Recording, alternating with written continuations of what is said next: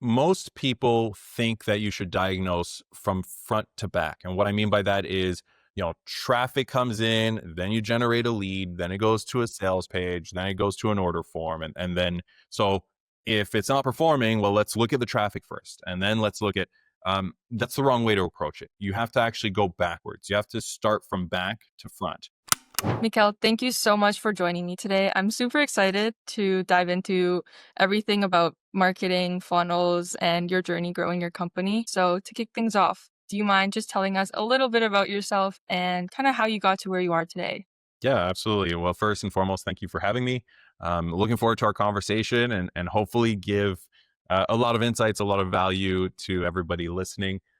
Yeah. So how did I get to where I am today? I mean, that's I guess, very broad question. I could go in multiple ways, but in short, right now, what I do is I help businesses grow by converting their traffic into customers. And the way we do that is through our software called Funnelytics.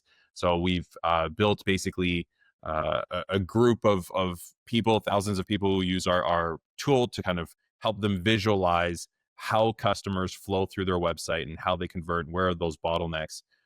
In how I got here, it was a really long, windy journey. I started off in engineering as a civil engineer. I did not like it at all. You and I in our pre-chat had a couple of talks about that as well. I did not like it at all, and I ended up trying to figure out how do you sell online, and that took me down a pretty big rabbit hole of, how do you make money on the internet? How do you actually get a stranger to pull out their credit card and become customers? I started a Mandarin language school in London, in the UK. Grew that, was able to exit that. Then I started a startup in the language space that completely failed. And then I did an agency. And as I was growing my agency is when I got the idea for my software. So everything I've done over the last kind of decade plus has been in this space of marketing, conversions, basically customer acquisition. Um, but of course, building businesses has, transformed me much more into an entrepreneur and understanding the gamut of things that are required to build a business. Wow. Okay, well, before we dive into like the super technical stuff, I'm curious kind of what that arc taught you. Like, what were those key growth phases or challenges that you learned more from than the wins, for example? I say this a lot to people who want to be entrepreneurs or, people who are just getting started. Um, Entrepreneurship is a roller coaster, right? And it is a consistent, constant roller coaster. There's ups and downs, and there's this ebb and flow, and it happens throughout the entirety of the process. The biggest thing that you have to learn as an entrepreneur is to control your emotions with those ebb and flows, because it doesn't stop, right? So when you zoom out, it's like a stock market, right? You zoom out and you look at a line graph for 10 years, it looks like it's going up and to the right over those 10 years. But of course, if you zoom in to a specific week, you can see that it fluctuates significantly. And entrepreneurship is the exact same way, right? So when you zoom out, it looks like, oh wow, this person started at zero, they're now making tens of millions of dollars and whatever, right? But when you zoom in, it was these constant ups and downs along the line. And you have to learn how to control your emotions so that they don't go up too much and they don't go down too much. And the way that you do that is strictly through experience. It's by going through the ringer enough and eating enough crap throughout the process that at some point you become kind of immune to it, and you start realizing that, oh, it's not the end of the world if we're really low in money in our bank account. It's not the end of the world if somebody quits. It's not the end of the world if we've got to make some core changes to the business, or whatever it may be, or this wasn't the right strategy. We got to pivot. We got to do this, right? So once you start to get a bit more immune to it, that's when you can start to just enjoy the journey as opposed to feeling this constant wave of emotion. And I think that's a big reason why people quit entrepreneurship. It's not easy to kind of control that emotion. And yeah, I mean that to me is the biggest thing that I've learned over the years for sure. Okay, so like staying in the game basically is the most important thing. And that visual makes a lot of sense because you get caught up in this little part, But then if you do that enough, you just get used to the average as being the Exactly. norm. You get used to the averages. You start realizing that making a bunch of money, or getting kind of to a milestone, launching your product, whatever those milestones are, although they're fun and they are worth celebrating, they are also fleeting. They're just moments in time, and there's going to be the exact opposite feeling and moment in time at the bottom of that, that curve, and that will be when nobody's buying your product, or customers are asking for refunds, and whatever it may be, right? There's all sorts of stuff that can happen along that journey. But staying in that game, continuing the process, continuing to grow, and ultimately enjoying the ride as opposed to chasing the destination. That's really more the most important, because there really is no destination, right? Like, you may have aspirations to sell your company, you may have aspirations to make $1 million, you may have, whatever, but those aspirations are not the end result. Like, once you get there, you still have life to live. You still have to wake up the next morning. You still have stuff to do. You're still, it's not over, right? Game is not over. My dad has a saying that, create your creation only ends when you die, right? And basically, the idea there is very simple. It's that even if you build something, even if you launch something, even if you make some money, whatever it is, um, it's not over, right? You're still gonna have to go through it. So you've got to enjoy the ride much more than you enjoy the destination. Yeah.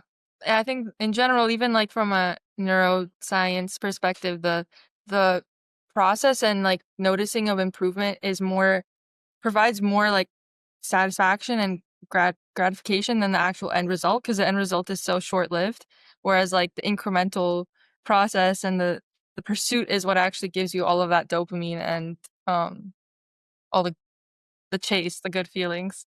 Yeah, for sure. And this is where a lot of like things like discipline come in, right? Because discipline is this concept. I heard this the other day, and I actually wrote it down right here. Because I was watching a video yesterday, and it came up. But discipline is how many times in a row you can do a punishing action without immediate reward, right? So what does that mean? That means that you're disciplined enough to keep doing this thing, and you're not getting a reward every time you do it. So think about going to the gym. Think about, building a business. Think about, just showing up in terms of something. And if you enjoy doing it, if you're getting a reward, if you're getting paid, for example, well, that's not discipline. Like showing up to work, for example, that's not discipline, because you're getting a reward along the way. Being disciplined to build a business, it means that you are delaying that gratification, you're delaying that reward, and you're taking that punishing action, which is, it can be very punishing a lot of times. And again, very similar to going to the gym. It's like, you're not going to get big, you're not going to lose the weight for a while, but it sucks, right? And if you're disciplined enough, eventually you'll get to that reward. 100%. So I know you said you've had a lot of entrepreneurial ventures and you had your own agency at one point. So what was that point where you're like, I need to, I need to solve this problem, and then Funnelytics was kind of born. What was that point like? It wasn't really a point, more so than it was a desire to make it easier for myself and my agency, right? So basically, the way I would do things in my agency is, I would, every time I would speak to a potential client, at the beginning, I would kind of just put these proposals together like every other agency. But over time, I started realizing that when I was able to show the client a picture, when I was able to pull up my computer screen and draw what it is that we were going to do for them in like a visual diagram. So Facebook ads are going to go over to this page, and on this page, people are going to get put in their name and email to download this thing, and then there's going to be these emails, and those are going to go over here. And when I was able to kind of visualize it in a way that they could see it, all of a sudden things click for them, as opposed to me saying, oh yeah, we're going to run some Facebook ads and we're going to build some emails for you in a follow-up sequence, right? When you say it like that, they're like, I don't know what any of that stuff means. But when they saw the picture, they're like, oh, I get it. I get what the system is designed to do, and I get what the outcome of the system is meant to do. So what I would do is, I would actually use PowerPoint presentation. I actually went on Fiverr and got like all these little icons made for, this is early days, this is 2015-ish. Yeah, it was like a Facebook icon, a little email icon, and I would just basically in my PowerPoint presentations and my proposals, I would use those little icons to create a little visual chart, right? A visual diagram. And it worked really, really well to close clients. And then what I did is I would, in order to kind of make it easier, because what would happen is like clients would say, okay, this looks great, but how do I know it's going to work? So what I would do is I would then show them on that same visual, okay, well, if 10% of the people go from here to here, and then X amount go from here to here, and we spend this much, then look, this is how the engine works, right? This is how much we spent, this is how many people came, this is how many people converted, this is how much they paid you. You made money, that's how it works. So we kind of forecasted this and it made people, again, it made our close rates easier. We were able to up our prices. Nobody else was showing clients in this way or prospects. So it instantly kind of gave us this edge. But I kept coming back to the same problem once we were delivering the results and building these funnels is how do I actually show them whether it's working or not? Like, how do I show them the numbers behind it? Because I would have to log into Facebook, I would have to log in Google Analytics and all of these different platforms, and I, and then I'd have to put together a spreadsheet that didn't really match the drawing that I sold them on, and it was really confusing. It was really, really hard for them to understand: is it working? Is it not working? Even for my team, it was hard. So.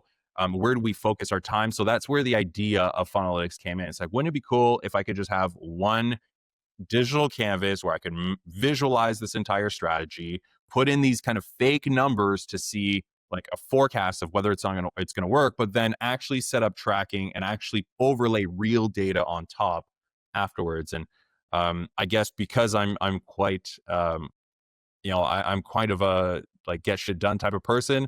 I just like, let's just make it happen. Let's try it. So I hired a developer and kind of gave him a high level scope of what I wanted. And we were off to the races.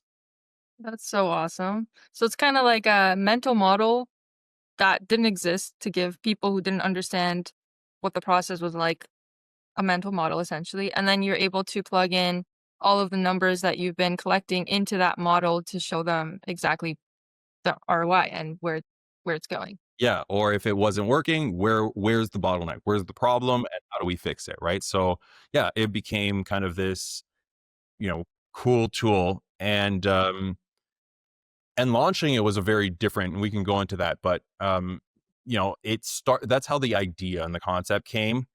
How it became an actual business and how we grew it and all of that is a very different story. But yeah. Okay.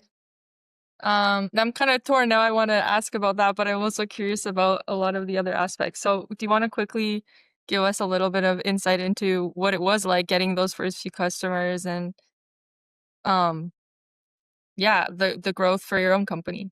Yeah. So in the early days of Funnelytics, this is late 2017, early 2018 is when kind of those first few months of us launching. So December 2017 to about February 2018.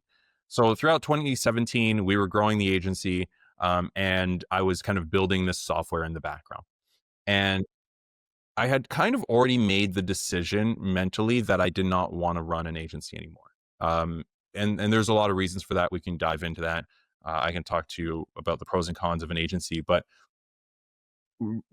what I decided to do was I said, okay, I would like this software to be kind of my next venture, my next business. However, I have no idea if somebody else cares about this. Like I have literally no clue. I'm just using it for myself and I'm building it for myself. So I showed it to a friend of mine, and at the time it was very, very preliminary, right? We had this kind of diagramming tool, like a lucid chart, like a mural, whatever, with these little icons that I had gotten from Fiverr that were uploaded. So think of it as like a very simple, like whiteboarding tool that allows you to put these icons on the canvas, connect them together so you could kind of visualize this flow. There was no forecasting, no analytics or anything like that, but I had the vision of what I wanted this thing to be. But I showed a friend of mine just the mapping aspect because we had built kind of the first version of the mapping aspect, and I explained to him the vision for this, right? The data, it's called Funnelytics, funnel analytics. I just put those two words together. It's, it was pretty obvious that this was not funnel diagramming or funnel mapping. But he really, really liked the mapping tool. So he was like, I really like this tool. Like, I think this is really super useful. And I fully understand your idea and your vision for the analytics. And I think that's really cool. But if that's the case, then why don't you give away the mapping tool for free? Why don't you just get a whole bunch of people coming in using the mapping tool? And then when you're ready to sell them the analytics, sell them the analytics. Yeah. And it was a great idea, right? Until it wasn't, but we'll talk about that too. But in the early days, it was an incredible idea. So we were like, okay, yeah, you know what? Screw it. Let's try it. So I decided I was going to allocate $10,000 from my profits from my agency to run Facebook ads to this free mapping tool. So I built a very simple landing page, free mapping tool. I created a little very like it was one ad that ran for like 2 years. And it was literally the first ad I created. And it was literally just a sped up version of me using the mapping tool, right? Like just these icons. And it was like at like 5x speed. So like it was like super quick and you could see it very quickly. And that was it, like in some little crappy, music in the background. And people started signing up to this mapping tool, right? So it became it worked basically over the course of 2 months. I advertised this mapping tool, spent about $10,000 over the course of 2 months. 6,000 people signed up to the mapping tool, and on the back end, because I didn't know who was signing up, I didn't know why they were signing up. I decided on the thank you page when somebody created their account to invite them to a Facebook group and basically said, "Hey guys, come to this Facebook group, and here's where the community is, and we can talk about marketing and funnels and blah blah blah." And every single day for about 2 months, I posted something in that group, whether it was a video of me. Like sometimes I'd be walking down to my office and I'd just record a little video talking about something. I would, ask questions. There's all sorts of stuff that I created a little playbook around what kind of, things I would post on there.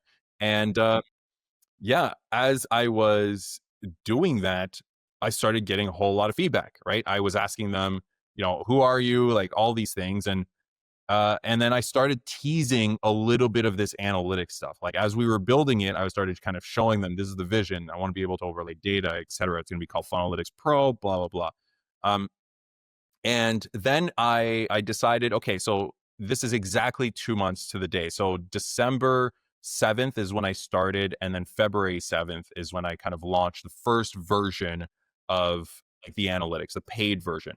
And again, I had no idea what I was doing. I've never built software. I've never done anything like this before. So I was like, okay, well, the analytics doesn't really work. So maybe if I can get like $600 off of people one time, like a lifetime license, um, maybe they'll pay it. Cause if I put them on like a $99 a month plan, like they're going to cancel after 1 month because it doesn't really, right? So I was like, let me buy the lifetime value of these people up front and let me get them to pay me up front, right?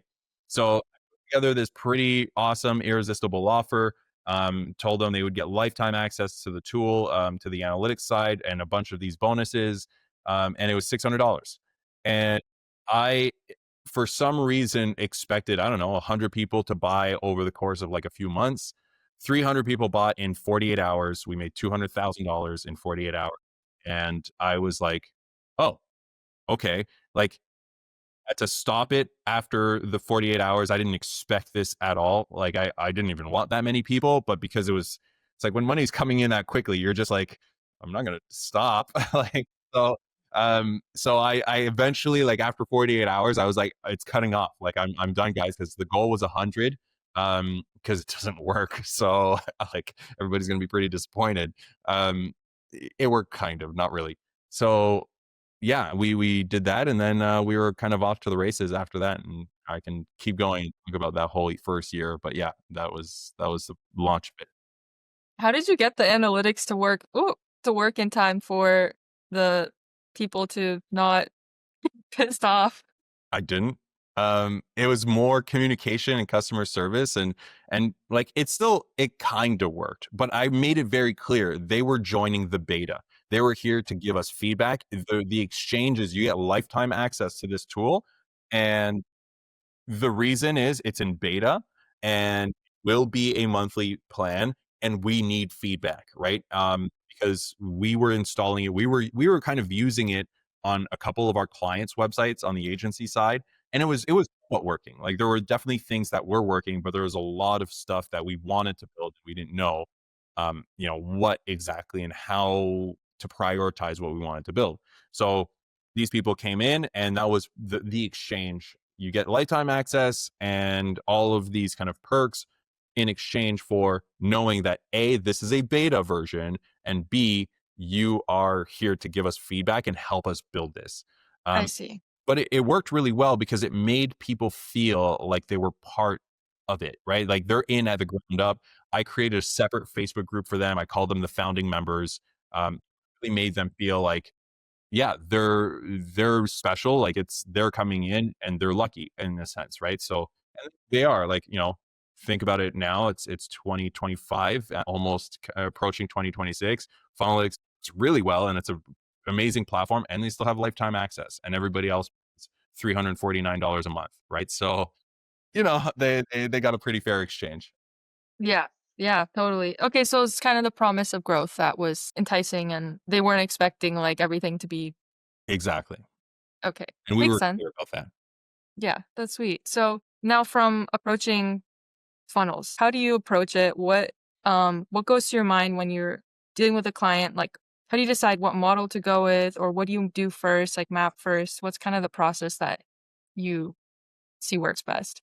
Sure, yeah. So, I mean, first, let's define what is a funnel, because I think, that term gets thrown around a lot, and most people don't actually know what it actually means. And I want you to think of a funnel as just what are the series of steps that you take a stranger to become a customer, right? So those steps can be videos that they watch, ads that they click, webinars that they opt into. It could be they go to a sales page, they go to a checkout. Like, what are the actual breakdown of the steps that somebody goes through in order to become a customer?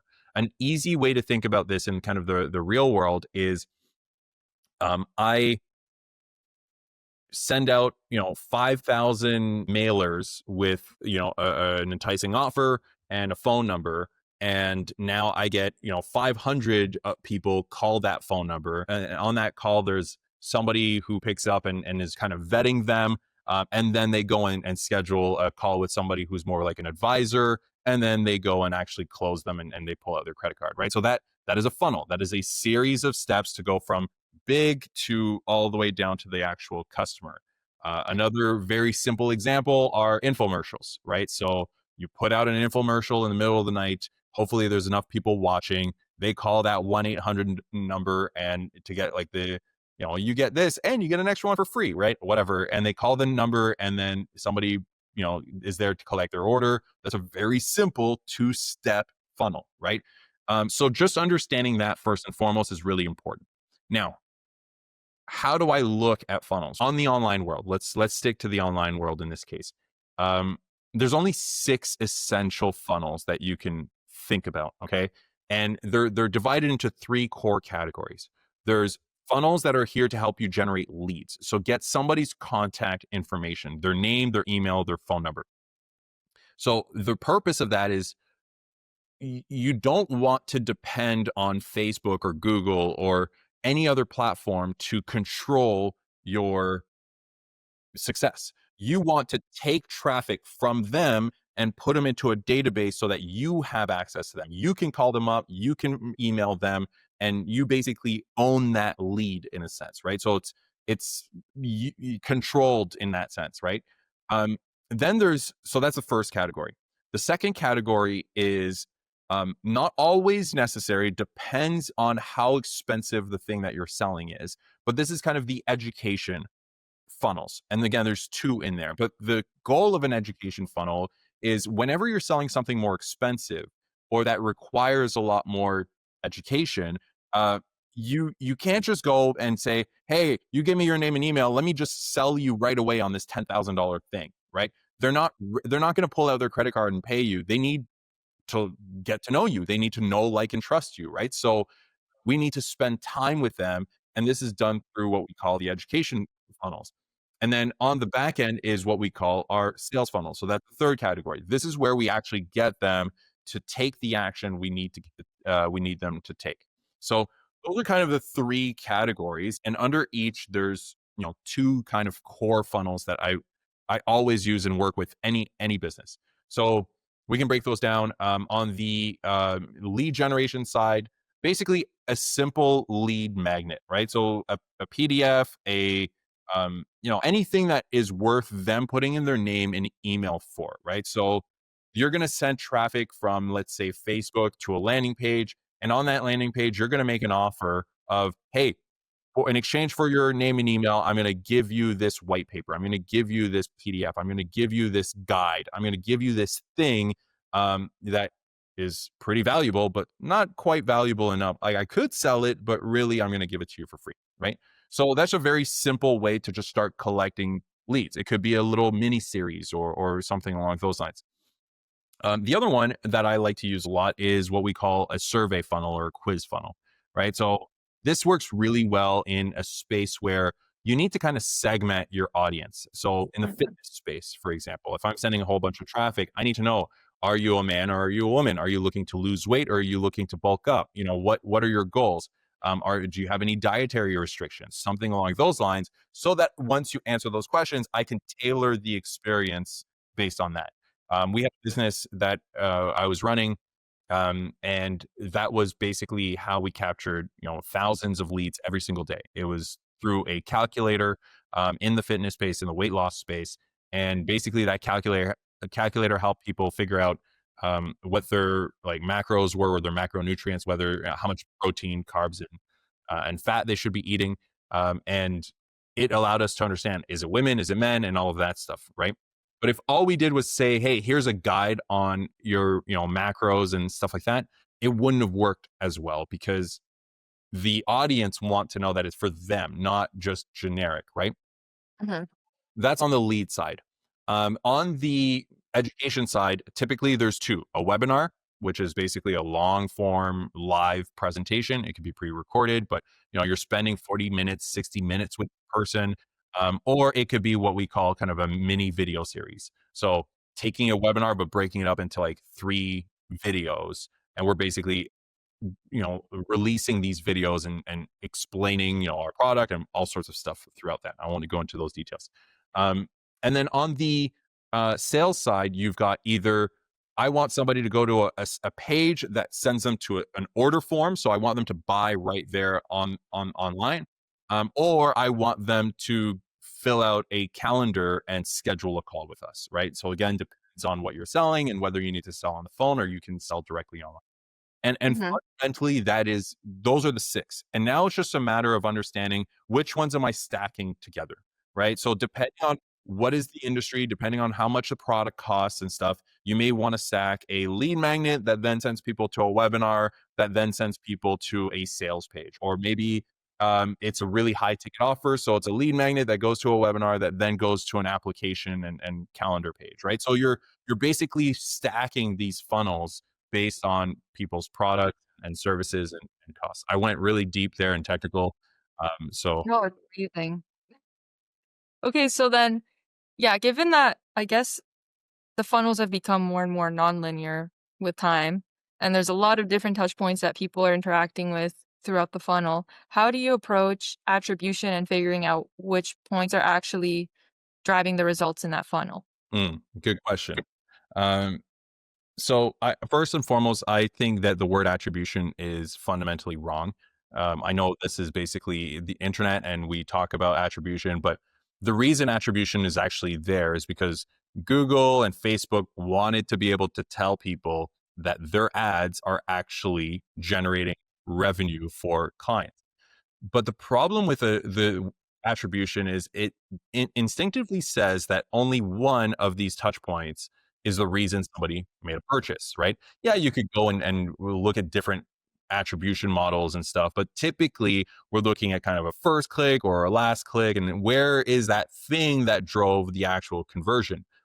Okay, It kind of makes sense when you're thinking about it in terms of clicks and dollars. So the last click that somebody had was on a Google ad. They spent $100. So Google helped you generate $100, right? Even if Facebook was the first click, 2 weeks ago.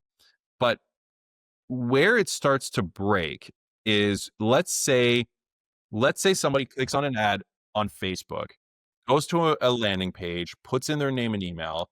Then they don't do anything after that. Then 2 days later, they receive an email. They click on that email, it takes them to the sales page. They read the sales page. They don't do anything from there. 2 days after that, or a day after that, they see this retargeting video on YouTube. They see the video, they click on that video, and they decide to buy, and they dollars, right? So last click model would basically say, well, YouTube is the reason you made the money. First click would be, well, Facebook is the reason you got $100. If it was kind of this linear attribution model, it would say, well, Facebook made you $33, Google made you $33, and of course, email made you $33. Yeah. But Google will always tell you it made $100, and Yeah. Facebook, it will always tell you it made $100, right? Okay, now let's take away dollars and let's look at people. So you've Yeah. got one person who did all of this. How do you break it up? Is it a third of the person who went on Facebook? Is it a third? Is it only Google that made that person purchase? Well, no, because he would have never saw that video if he didn't click on an ad on Facebook and then put in his email and come back to the page from email, right? So I like to look at this with the word contribution instead of attribution. Which points contributed to somebody actually converting, right? And if I were to eliminate any single one of those touch points, then there's a high likelihood that that person would have never ended up converting. So when we look at data at Funnelytics, we basically look at this at an aggregate contribution level. So we look at all of the touch points somebody had, and then we say, okay, well, out of everybody who purchased, how many of those people had Facebook as a touch point? How many of them had Google as a touch point? And then I can see maybe there's overlap, which of course it happens, but I can then see that, okay, well, if I were to turn off Google, then there's X amount of people who had Google as a touch point who would have just not purchased, right? I could basically run a simulation there and say, oh, well, these people bought and Google was a touch point. So that's how I like to look at um, data and attribution contribution.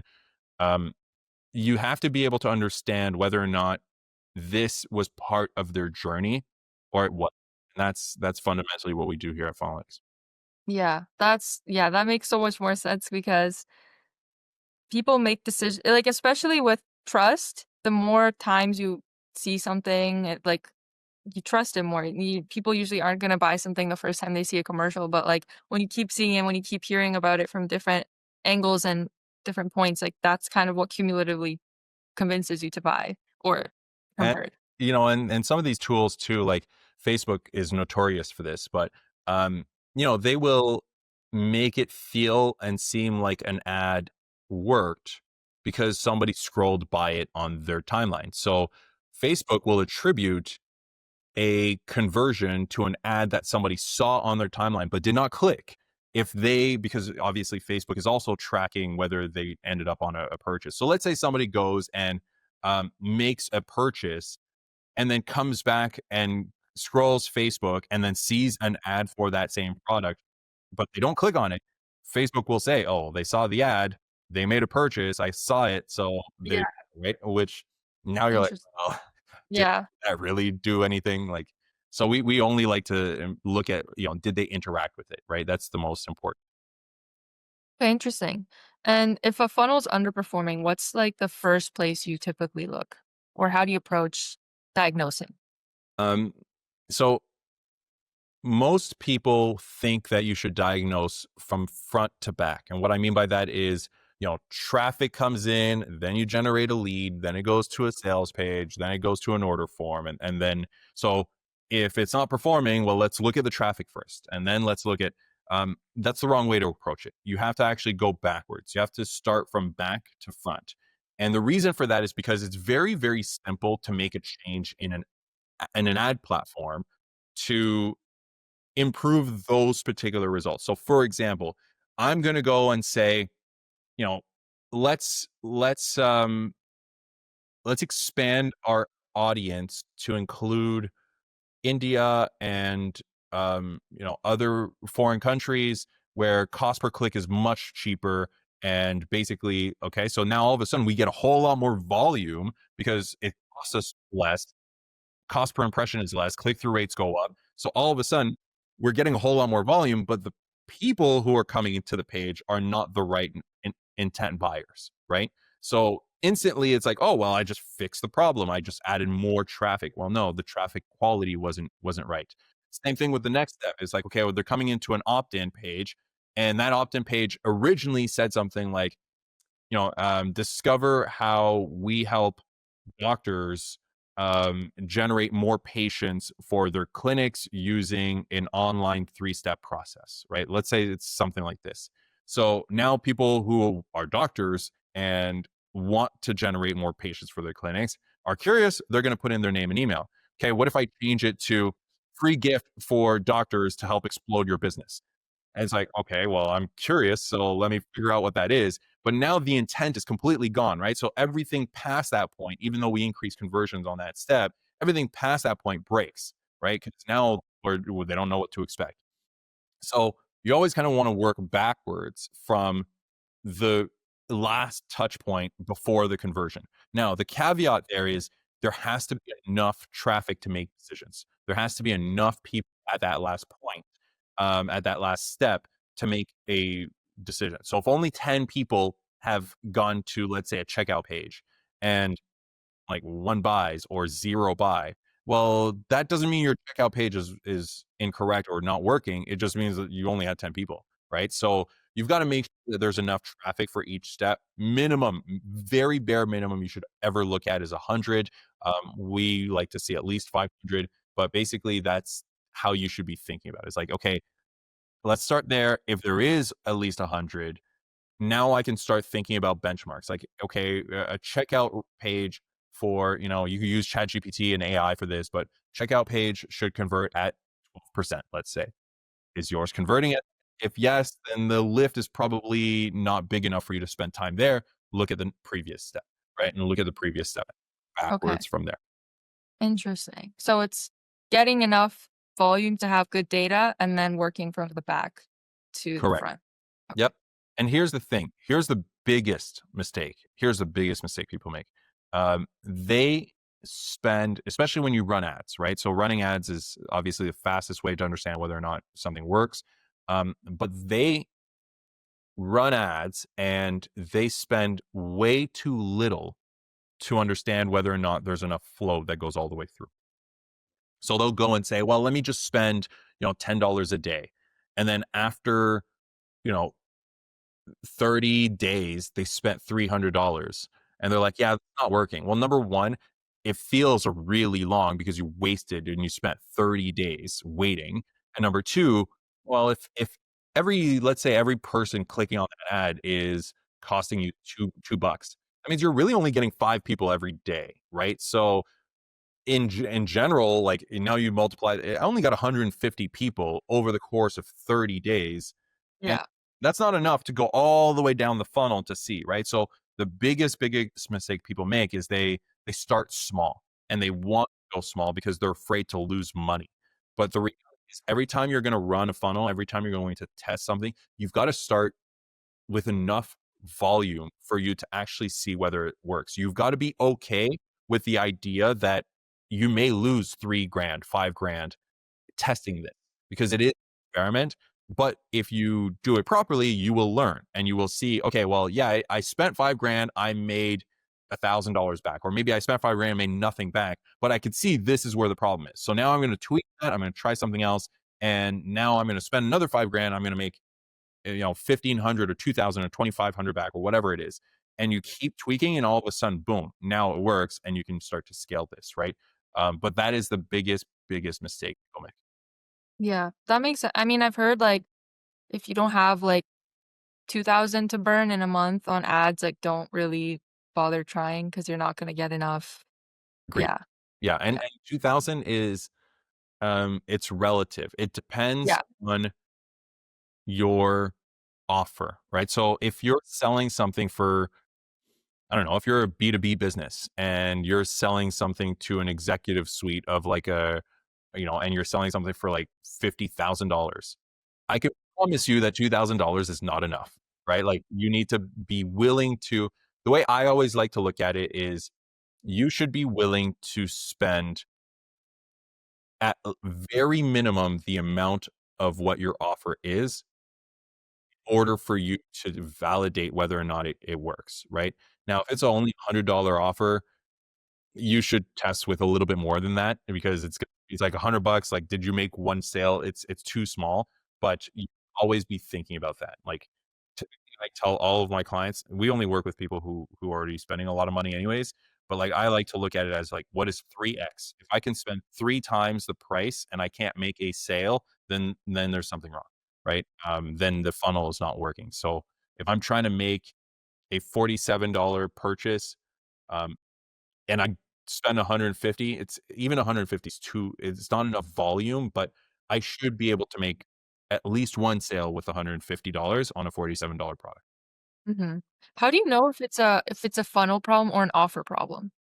Like, what if the offer itself is kind of the issue? Is that ever something you come across? So the funnel itself is just the mechanics of moving people down that path, right? If it doesn't work, it is a positioning or offer problem. It is not the mechanics of whether it should be a webinar or whether it should be a lead magnet or like those are kind of not really that relevant. Whether you use a webinar or you use a video series, whether you have a quiz or just a lead magnet. If you're sending traffic to a page and nobody's opting in for the free thing that you're offering, well, that's because they don't want the free thing that you're offering. It has nothing to do with the page itself. It has to do with what did you put on that page and is it enticing enough? Same thing. If you send people to a sales page and you know it's the right people, right? You've done your targeting properly and nobody's buying, and you've sent people, then it has nothing to do with whether or not the page is nice. Some of the ugliest pages I've ever seen convert so well, and it frustrates the crap out of me, by the way, because like you look at it and you're like, man, I hate this. I hate the how it looks, but it works. And the reason it works is because the offer is good. It like I want that thing. Like I don't care how it looks. I want that thing, and so it is 90% an offer problem, Mhm. funnel architecture problem. I see. Yeah, fair enough. So then what's like the lowest effort or overlooked funnel change that you've seen create big a result, like big impact on the performance? I wouldn't say there's a specific funnel change that has kind of generated that impact or not, because everything is every funnel I've tested, things that I thought was going to work don't work, and then things that I didn't think would work, right? So whenever you're running tests, you should always be testing, right? If you have enough volume and you're spending enough money and you're past that point of like I know people buy my offer. I've sold it enough times that it's not an offer problem. It's actually a funnel problem. Then it's just a matter of experimenting. So, for example, is a video on your sales page going to convert better than having just a long form copy explaining what the offer is? So basically, you're just constantly in test mode once you know and you validated that this offer actually works. I've proven it enough times. Um, and in which case, that's why we only think about split tests. We don't think about anything beyond that, right? So we like to look at it and say, okay, well, I've got people going down this path. Right now, I can see it's converting and it's working, but it could work better. So let me create a variation of this and let me send 50% of the people down this path to see does it get better, right? So, yeah, I wouldn't say there's one thing that's surprising. Maybe the fact that ugly pages do convert really, really well, and it's frustrating for people who like things to look nice. Have you ever split tested like an ugly versus a nice page and seen the ugly page outperform? Yeah, too many times. I've run with, like, clients who have, like, terrible like sites and terrible pages, and like we will go and redesign their page. We will do and it's not like we don't add all of the conversion elements and like everything that would help create conversions. Yeah. It's just their shitty design works better for some reason. Maybe it's the audience, and it's very frustrating. I'll be honest. You look at it and you're like, how does this every principle that I have about like, don't people trust this site looks shady. Like it looks shady and it works. So Mhm. That's funny. Is there like a specific KPI you've noticed marketers obsess over that's actually not that important? Or is there anything like people are maybe giving too much value to? I mean, there's lots. There's a lot. It depends on what we're talking about, but like too many people care about video views and on the social side, likes and subscribers. And, I know somebody who has 8 million TikTok followers and can't make a single dollar from them.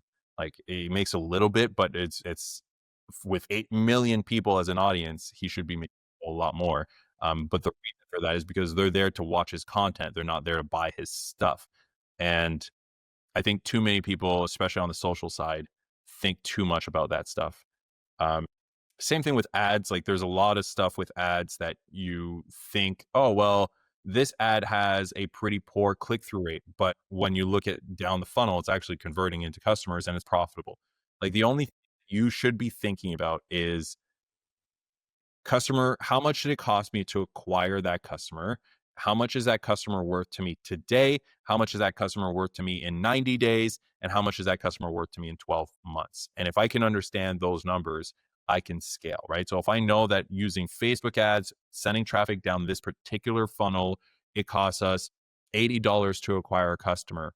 That customer pays me $100, right away on the purchase. And then in 30 days, that customer pays me an additional $100 in 90 days. And we know they stick around in 90 days, they pay me, now $300. And then it's $1,200 over the course of 12 months. Does that work? Well, yeah, of course, right? You can even say, well, I spent $80 or I spent $200 to acquire that customer. They only pay me $100 on day one. So maybe, you look at it and you're like, well, I just traded $200 for 100, but then they pay me again in 30 days another $100, and then again, and they stick around for that. Am I willing to absorb that cost, and can I float that money to keep acquiring customers? And if the math makes sense and from a cash flow standpoint, then it works, right? And you keep going. So you just have to understand those two metrics fundamentally, and then everything else is just dissecting how do I improve those two numbers, right? Diving deeper into those to say, well, in order to look at my customer acquisition cost, I need to know how much should I spend, what are the steps, and where are the opportunities to improve, and how can I convert more customers for the amount I spend that will reduce customer acquisition costs. So those are the only numbers I care about. It's the only two numbers that will allow you to scale quickly. Okay. So LTV to CAC ratio is essentially above all else, and then optimizing those, but not at the cost of like you're not going to optimize your customer acquisition costs at the expense of your value from that customer. Is I Well, guess. yeah. So if the math just has to make sense, right? Like, and I think the biggest thing is in the early days of a business, your number one metric and the number one skill set that you should have is customer acquisition. You need to learn how to acquire customers. Um, but it gets to a point where it shifts, and the number one skill set is customer retention. How do I extract more from that customer over time, and increase the lifetime value? Because if I go and I can acquire a customer to buy my book, let's say I have a book and I get them to pay for my book, and um, I don't know, I'm going to charge $20 for my book, and for some reason I'm really good at marketing and I can get them to buy my book, and it costs me $12 to get a customer to buy my book. Okay, cool. I made $8 profit, let's say, right? Let's assume that, whatever, there's no cost associated to that. Go and sell as many books as you can. You figured out how to acquire customers. But if they don't buy anything else from you afterwards, then is that really a business? Like you've just sold a bunch of books. Congratulations. But at some point that no longer works, right? So as you scale, the cost to acquire those customers is going to go from $12 to 14 to 18 to 20 to 22. And now it's no longer profitable for you to sell the book. But if you know that every single person who buys a book, or 90% of the people who buy a book, are then going to pay you, $500 for your course. Okay, well, I can go and spend $50 to get somebody to buy my book, right? And then same thing afterwards. So it's always about optimizing those two. And at the very beginning, you want to master how to acquire customers. At some point, it shifts, and you've got to master how to retain customers and get them to pay you longer. Is there anything else to consider with how funnels change as companies scale from like 6 to 7 to 8 figures in revenue? Yes, there's a lot to consider. So your first 6 figures, don't use funnels. So don't even think about funnels. Your first 6 figures, it goes back to what you mentioned, which is, do people even want this offer? Right. So if you think about what I did now, I've been doing this for a long time. I had an appetite for risk, and but when you think about what I did when it comes to the launch of Funnelytics. So yes, I used ads to drive that free mapping tool. But if people didn't sign up to the free mapping tool, I would have turned it off really, really quickly, right? Because like it was a gamble, right? Like who knows? Maybe nobody would have cared about this mapping tool, but it worked. Okay, so I was fortunate enough and lucky enough that it worked. But even afterwards, like if you think about what I did in order to launch the analytics and get that first purchase, it was all manual. I posted a bunch of videos, I asked a bunch of questions.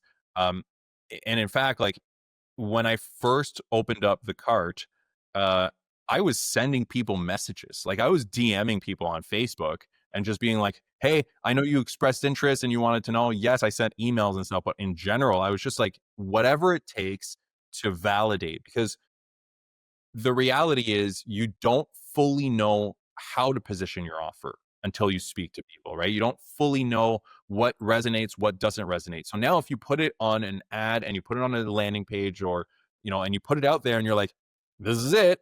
And then you try to drive traffic, you don't get that feedback. You have no idea whether or not it's actually going to convert. So typically I like to tell people your first zero to $200,000, hustle. Like just you go and make it happen to sell that thing.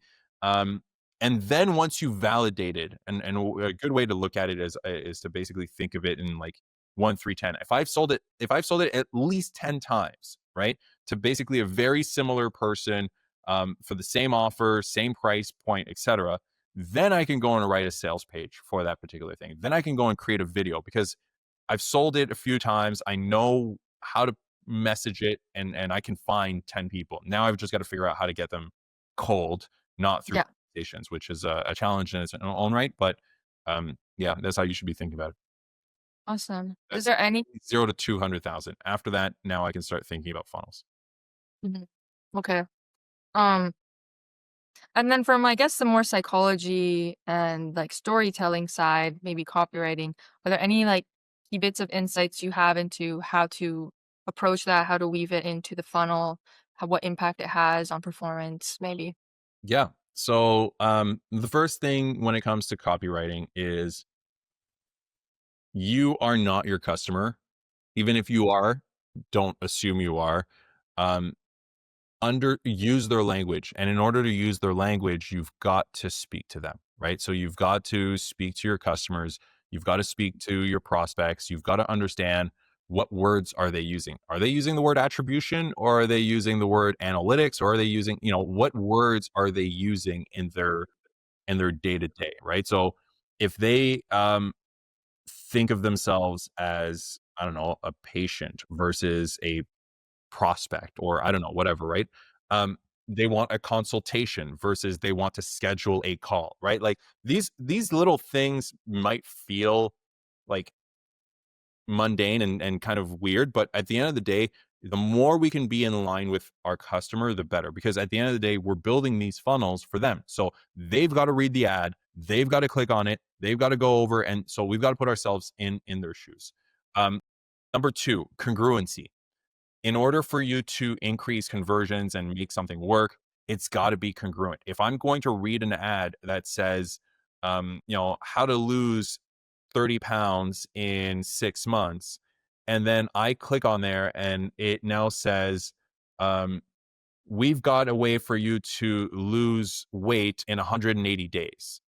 Now all of a sudden it's like, wait, that's not what I read. That's not what I saw. And now I have to think, oh yeah, 180 days. It's the same thing as 6 months. But for most people, that's an instant disconnect. So it's got to be hyper congruent.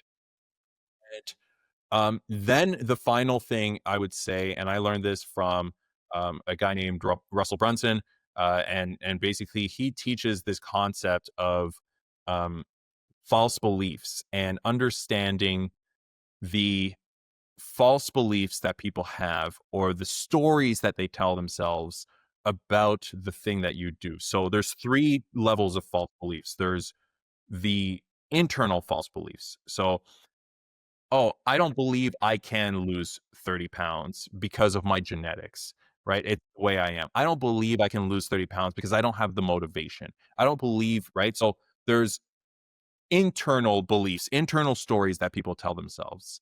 Then there's external false beliefs. So, oh man, my entire family eats these foods and we eat in restaurants all the time. So I just can't lose 30 pounds, right? So I'm going to tell myself a bunch of external things and blame it on external circumstances. Or the last one is going to be the vehicle that you're presenting to them. So, for example, um, oh man, I've tried diets in the past and it didn't work for me. So if this is another diet, then it's not going to work for me, right? So our job in our copy is to basically understand what are all of those false beliefs across those three categories and use stories to break those false beliefs, right? So basically, how can I trump your false belief with a story that makes your false belief not true? And that if I can give you a good enough evidence of that, then all of a sudden you will now believe that it is possible and you will move forward, right? So that's fundamental kind of copywriting, and just positioning and messaging. I could probably do a whole masterclass on marketing and copywriting and messaging, but fundamentally those are some things to think about. Mhm. Yeah, I think that's it, and it also I think it's interesting because even after the whole funnel aspect, there's like the actual sales call and everything where you kind of need to keep that congruency because like I've seen cases where people run campaign or they use an agency to run campaigns and that agency like has their own messaging for whatever direct messaging and promises they may make and then they hop on the demo and then they're like this is not what I signed up for like Exactly. the people who are in the call have no idea what the agency was emailing people about and what they agreed to. And then there's like a disconnect between the expectation of what was promised and what they're being sold. Yeah, and I do want to be very clear about a couple of things. Number one, um, the when we look at customer acquisition, the funnel stops when somebody pulls out their credit card and pays. So Yes. that does mean that that sales conversation is part of the funnel, right? Like Mhm. it doesn't end at, oh well, Yeah, whatever happens online. It's until that core action. How do we get them to that core action? And then similarly on the retention side, it's the same thing. It's like, okay, cool. I just onboarded somebody, or they just paid for the first time. What are the series of steps that we need to take to get them to pay again, right? And to move on or buy the next thing or whatever it is, right? So that's really important. sure. Yeah. I mean, often when people like hire a marketing agency or something, they're not expecting their sales part of the funnel to be taken care of, but that can actually be a big impact on the actual revenue and effectiveness of the marketing. So, yeah, Totally. it's an interesting point. What's exciting for you now that I know like AI is becoming a really big thing and I'm sure there's a lot of use cases and exciting ways to implement it into analytics, into marketing. So, what are you keeping your eye on and what's kind of exciting you about the impact of AI in the space coming up? Yeah. So for me, the biggest thing is obviously on the Funnelytics front is how do we make it so much easier for people to be able to diagnose their analytics, to get data, but also make sense of it and get very clear, accurate recommendations that normally you need a human to do, but you don't because you have AI to take all this data and analyze it. So there's that on the Funnelytics side. Beyond that, though, I mean, fundamentally, AI is changing how we work, right? It's changing what we do. It's changing how we operate. Um, it means that people can start businesses in ways that they couldn't when I was first starting businesses, right? I can build a website, I can build a whole app, by just prompting AI very easily, right? So I can build full ads. I can without any designers or videographers. I can do so much. What it means is basically you're going to have a lot more people who are starting companies, and they do so with a team of one or two and just a whole bunch of AI agents below them.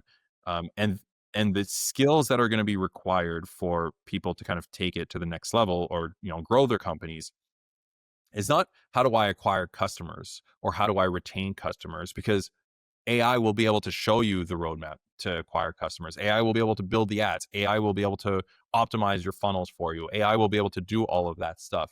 It's going to be strictly how do I understand the needs of the market, whatever market I'm in, and how do I build a solution towards that?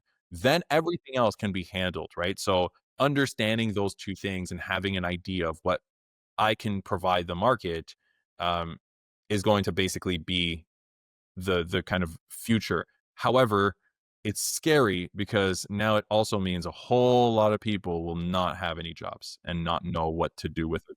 Because even me, like I look at my business and I'm like, why would I hire like a sales development rep when I can use AI right now to automate this whole thing and they can start contacting people every single day, right? So why would I need a copywriter when AI has been trained on all these models and can write better copy than most copywriters that I can find on Upwork or whatever. Um, and that's the where things are going to be interesting for people. Yeah, it's so interesting to me. Like it's almost like we're turning back to the either in-person experience and like human For sure. connection aspect because we've been prioritizing online and digital experiences for so long because of the novelty and the efficiency. But especially like even thinking about social media, if you can make content that's indistinguishable from human generated content and you're consuming it, like what even is a point? Like I don't like watching AI generated stuff because it feels like my I have a bias. I'm like, "Oh, this is just garbage. I'm feeding my brain garbage." And then I'm like, at a certain point, if you can't trust what you're watching, I feel like we're gonna return back more to in-person experiences, things that are like maybe Yeah, we're there's a signal authenticity kind of. totally, Yeah. and it's going to be interesting because we're gonna like. So I've been starting to write a book. I haven't told anybody this, but I've been writing a book, and I've been writing my book by hand, which, by the way, takes a long time and hurts my hand because I don't. Who does that nowadays? But the main reason, one of the big reasons for that, is because of this, right? Like this idea that um, anybody can write a book right now. Like it's very easy. All of these books are now going to start slowly being AI written. So why showcase that actually these are my ideas. This is my knowledge, and by writing a book by hand, um, although it takes a long time, is definitely like I think that's where what you're kind of saying is like things are gonna start going back to those like what can we do as humans that show that this is human made, right? These face to face connections and interactions, more dinners. It's funny because we went to COVID and COVID's like, no, no, no, you guys all stay inside. Everybody's remote. And now it's like amped up. It's like everybody wants to get back together. And now on top of that, because of AI, it's like, I don't even know if you're real. So yeah. Yeah. I think it's taking a lot of people back into or it will take a lot of people back into the real world because also like human interaction is way less scalable and creates, I feel like, a sense of Mm, I guess what's the word? Like it's limited. It's not abundant. Like there's a limited amount of physical space in the world, a limited amount of time and physical experiences people can have. And like digitally, like you can have a million people on a Zoom call or like whatever, but to be in person, there's a It's not sense of possible. scarcity. Yeah. Exactly. And it's not scalable in the same way. So I think there's going to be a lot more value on that. And then, yeah, like you were saying, building actual products and quality and ideas, like the human creativity distinguishing itself from AI is probably going to force people to think a little bit more creatively, a little bit deeper, because everything else will already exist. Yeah. So yeah, I have no idea, but It's going, it's I don't know, it's going to be interesting for sure. It's definitely, yeah, it's definitely going to be interesting. yeah. So, okay, then on your own business, before we wrap up, what's been your own like challenges with growth and customer acquisition and scaling? 'Cause you guys are specialists on helping other people, but how's that been going in your own business? Yeah, so I mean, it's interesting because I kind of mentioned to you at the very beginning when we talked about how I launched Funnelytics that doing the mapping tool was almost it backfired over time, and it did. The reason for that is because it goes back to who is your customer, and in order for you to really grow, there's two parts, right? You have to acquire customers and you've got to retain customers. And we were doing very, very well acquiring customers through this free mapping tool. And to this day, we still acquire a lot of customers through this free mapping tool. It's not free anymore, but um, all the organic traffic that came because of this mapping tool is still flowing, and we're getting people in the door. The challenge for us was, okay, how do we translate that into retention? How do we translate that into somebody using the analytics and using it consistently? And we realized that the people who are coming in for mapping, the intent is strategy. The intent is to map a new funnel. The intent is to showcase it to a potential client, whatever it is. The intent is not necessarily to analyze something that they already have. Maybe down the line, once they launch it, they might want to track it, but it's a gap. There's a big gap there. And the people who would come in and buy our analytics, they didn't really care about the mapping. They just like the fact that you could visualize data in this cool canvas type of way, but they didn't think, let me map a strategy first and then let me look at the data, which is how I always thought about it in the early days, because that's what I did with my agency. They think about it the other way around. They're like, I've got already a strategy. I'm already doing this. I'm already spending money. I need to understand if it's working or not. So I need to Yeah. install tracking. Then I need to visualize what's actually happening so I can understand the bottlenecks. Um, and because of that, it became really, really challenging to grow um, from the mapping side, because not nobody, but very few people would actually translate into the analytics people. So we did a big pivot. We did a big change in our positioning to really only talk about the analytics, hide the fact that we have this kind of mapping functionality, and just tell people the mapping tool is here to visualize your data, not the other way around. Now, then became the next challenge, which is, yeah, but who actually likes to look at data? Because I'm a nerd, but not many people are nerds out there, right? So like there's a lot of people who want to be data driven. They say like, yeah, I want to make decisions based on data, but when it comes down to it, they don't know what to do about it, right? It's like, oh, your order page is converting at 5%. Like, okay, is that good? Is that bad? Like, do I do anything about this? Like, where do I spend my time? And that's a skill that I've acquired over the years, and that a small segment of marketers have. So we needed to figure out, how do we overcome that challenge? We're still growing. We've still done well, but how do we overcome that challenge?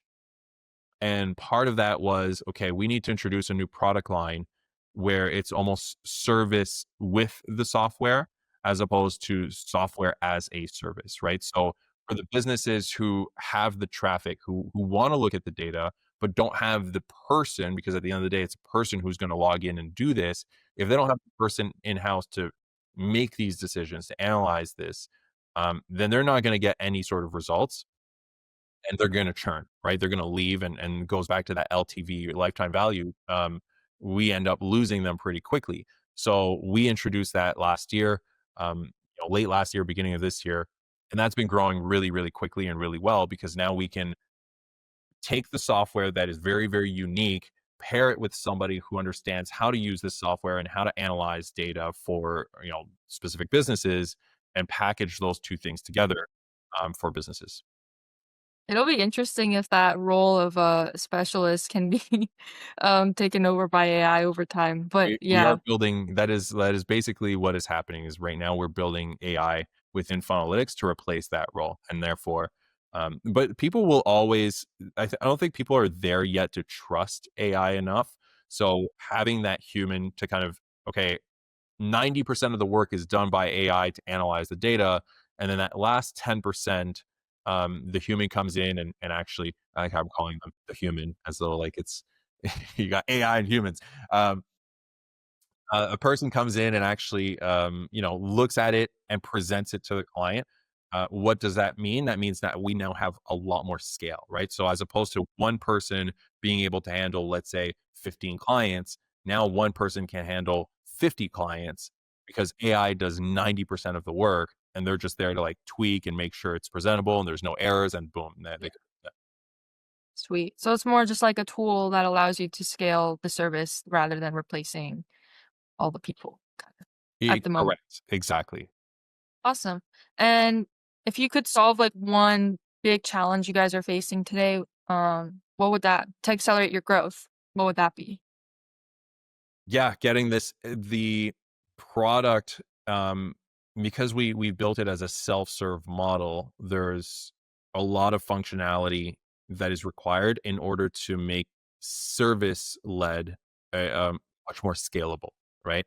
So that's really what we're focused on, like, again, AI, building AI into the product, making reporting much simpler for, the end client, and just making it easier within the product. So really just building tech that makes the service aspect much more scalable is what we're focused on.